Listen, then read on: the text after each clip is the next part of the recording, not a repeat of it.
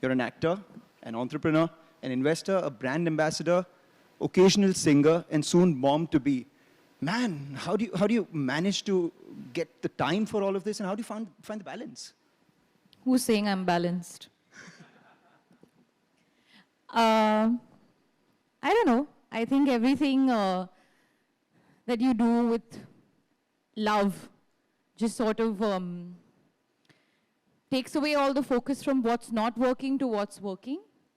And it keeps you driven, it keeps you focused, and it keeps you satiated, which is, I think, the main purpose, right, in life. Like you come on earth and, okay, now you have to live this life. So what do? Keep yourself hungry and then feed your soul and while away the time until it's time to say goodbye. It's very simple. That's a rather spiritual, Alia. I'm quite a spiritual person. Yeah. Well, that's another tag added to all the things that you achieve. But because it's Forbes and because we're talking about your investment journey, etc., I just wanted to know, from the time you grew up to now, or rather growing up to now, what is your relationship with money been like? And now that you have a lot of it, by the way, Duff & Phelps estimates her brand value to be $68.1 million. That's number 4th on that list. So what's your relationship with money been like, and how involved are you? Well, when I was younger, of course, my relationship with money was restricted to the pocket money that I received from my mom, and which I would very carefully save up and then spend on some strange items. I remember once we went to London and we had only 200 pounds for the whole trip to shop. And I went and I spent 170 pounds in the first outing, because it was the first time I was going into such a large sort of shopping space with like so many brands. So I had no understanding of it. Even now, my mom handles my money. Okay. I'm not sure how much money I even have in my bank, to be very honest. But every now and then, I, of course, sit with my team, and they take me through the numbers.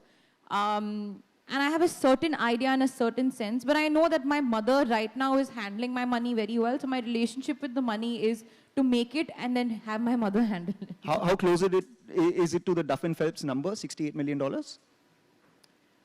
I don't kiss and tell. I don't earn and speak. No, just kidding. When you meet your team, what is the brief that you give to them with regards to the financial decisions that they make for you? I do not invest in businesses or stories that I don't understand. I think for me, the idea of investment is investing in a story, investing in a person, investing in a vision, something that I connect with, something that makes sense to me. Let's take Pool, for example. Yeah.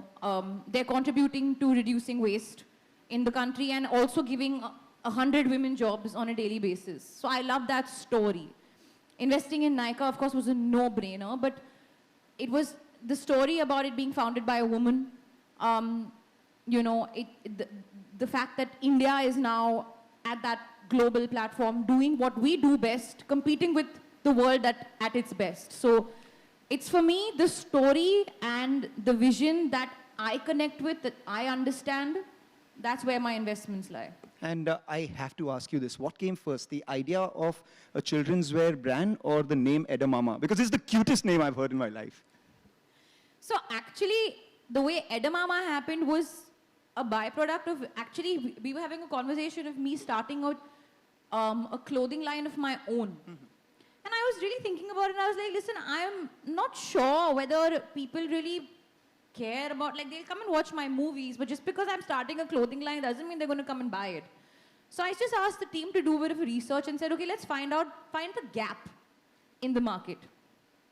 And turns out there was a genuine gap for a strong, homegrown Indian kids wear clothing brand.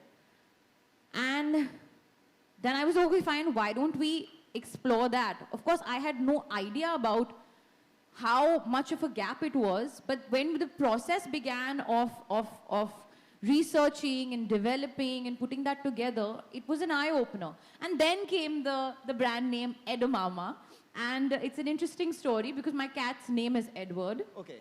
And I was like, okay, I'm his mama. So edamama. And at the end of the day, mothers are the ones that shop for their babies most of the time. Fathers do as well, I'm sure. But so it was like Ed a mama, I am Ed's mama. And I was also working on like a children's storybook at that time of this young girl and her dog who go on these adventures. It was my way of sort of, nurturing a love in children for nature.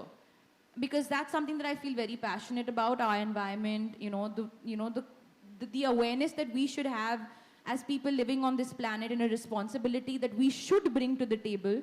And the best way to kind of cultivate that for the future is to instill those habits and that interest in a child.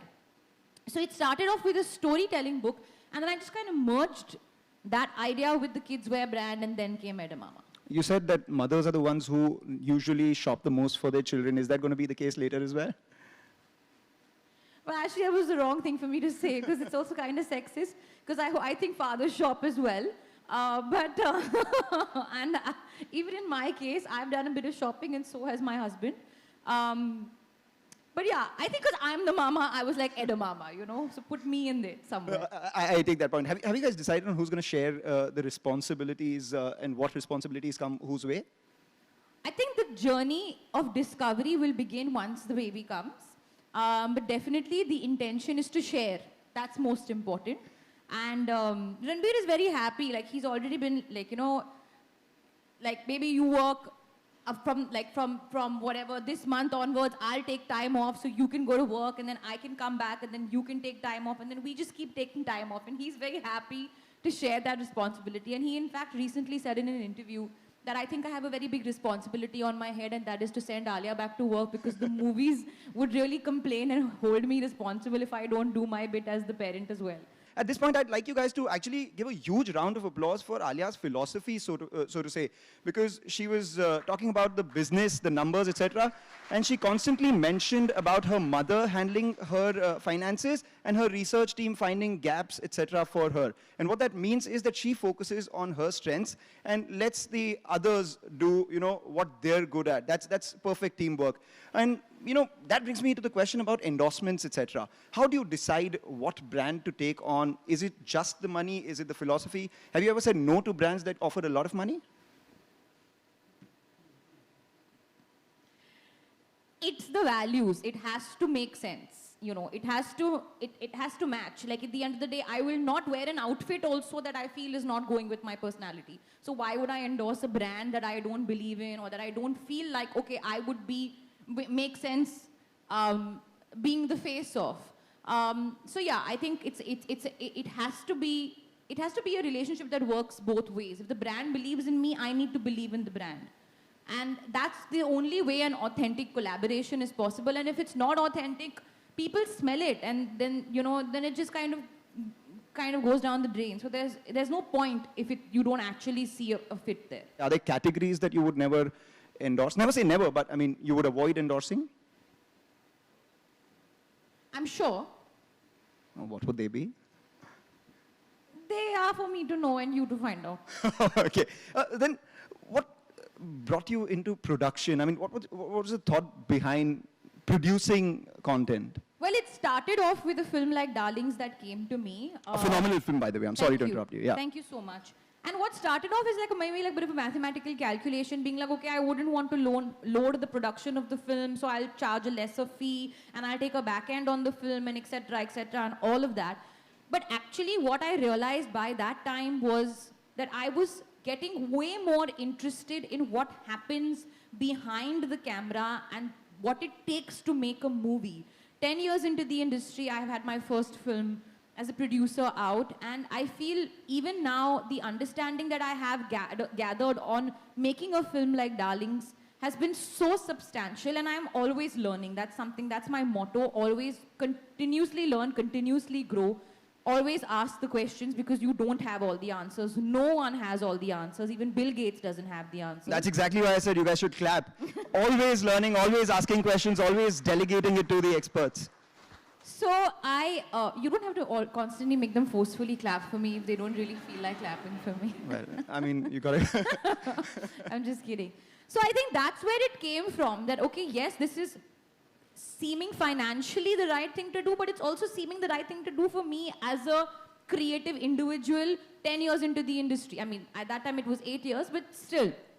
And then began the process, and it's something that I've had such a lovely, fun experience doing, and now the endeavor is to, I'm still a boutique production house. It's not like I'm going to be churning out content, but I will set out a certain goal, like, okay, I would like to develop a show, a movie, a podcast, whatever it is. I want to put out content that I think connects, has an emotional core, which is extremely high, and yeah, and I want to be a part of the filmmaking process behind the camera and not just in front of the camera. That always makes you a better artist in front of the camera as well, if you know what's going on behind it. Final, business-related question, so to say. What are the future plans? I mean, you've invested in Foolco, there is Edamama, there are all the other investments that you have, etc. Is there any particular category that you're looking at?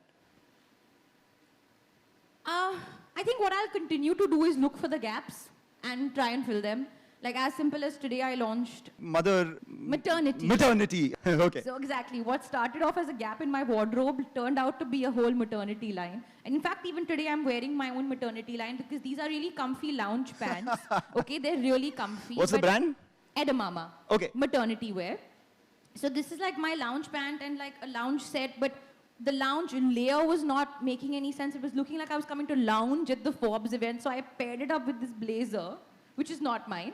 Okay. But basically, that's what I discovered, is that the maternity wear, which I was seeing, was just all, it had a certain style, which was just like screaming maternity. I was like, okay, I want to bring my own style into it, which is what I did. So that has been one of the exciting things. Just out of curiosity, have you dabbled in sneaker investing? Because I see Aman out here, he's wearing Travis Fragment lows. I've pulled out my heats for you. I think that's something my husband will be very good at. I don't understand sneakers. How many pairs does he have? I think about 50. That's it? Or maybe 150, I'm not sure. I try not to look at his shoe wardrobe. It gives me anxiety. I know that. So, final questions, a set of questions. We call it the quick fire questions because it is the season. And no, I'm not going to ask you to rate actors in order of preference, etc., whatever. A financial decision that you're extremely proud of. Edamama. It's my own money. Your biggest loss-making financial decision. My biggest loss-making financial Or your decision. worst financial decision, let's put it that way. Can I say no such thing for now? Wow, that's 100% success rate. And a financial mistake you would advise people entering, the field of acting or your profession, you would ask them to avoid, something that you learned much earlier. Don't undervalue yourself, but also don't overvalue yourself. Between Ranbir and you, who saves more money? Both of us are very good. We're good. We don't spend that much money, to be very honest. And your share expenses on? Our house. And the final question, this one is basically my own, which is from the 4 films of yours, which I love the music of, among all the others, there is Mahi Way from Highway, there is Main Tainu Samjhawa, there is Bolna from Kapoor and Sons, and there is Kesariya, which is the one which you're going to sing today. Do I have to sing? It's a Forbes event, come on. Okay, I'll sing Kesariya since that just is the film that just released. All right. And it's still in the theaters. Yes. Kesariya tera ishq hai piya, rang jaऊं jo main हाथ लगाऊं, दिन बीते सारा तेरी फिक्र में, रैन सारी तेरी